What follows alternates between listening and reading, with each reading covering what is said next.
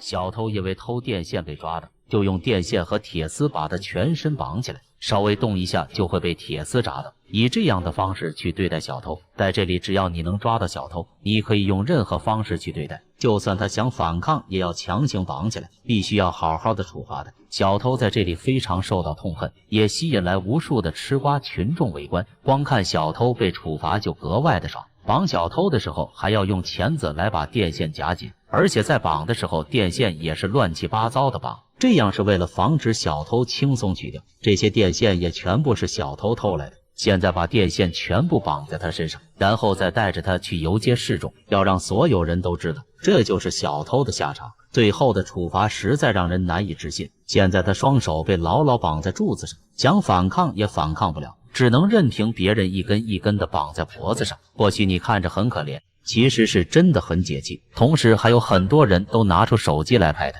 把他發到網上，让更多的人知道，今後他在这個地方也無法再立足，要是再看到他肯定就是人人喊打。現在他被綁了那麼多電線和鐵絲在身上，就像幾千根針扎在身上，就算他想取下也是非常的困難，所以幾乎是不可能取下来的。取不下來，最後的結果肯定就是在痛苦中離去，那種也是最为痛苦的。群众要的就是那種效果，对待小偷是没人会可怜的，都巴不得以痛苦凄慘的方式離去。當把他的脖子都綁好後，只見頭上是密密麻麻的一團，現在圍觀的人也越來越多，處罰小偷也是他們最喜歡看的。凡是被抓到的都絕對不會輕饒，畢竟小偷的事件在這裡每天都發生上百次。他現在被電線綁後也是非常的難受，儘管小偷不停痛哭求饒，希望能放過自己，並保證以後絕對不會再犯。再加上自己好幾天沒有吃東西了，當小偷也是迫不得已，但世上是沒有回頭藥的，只有嚴懲小偷才能消去他們的心頭之恨。經常做小偷被處罰的朋友都知道，現在他這種情況比被挨打更加難受痛苦。當把綁好後，準備拉他去遊街示眾，沒想到他想趁機逃走，兩人立馬合力將他拿下。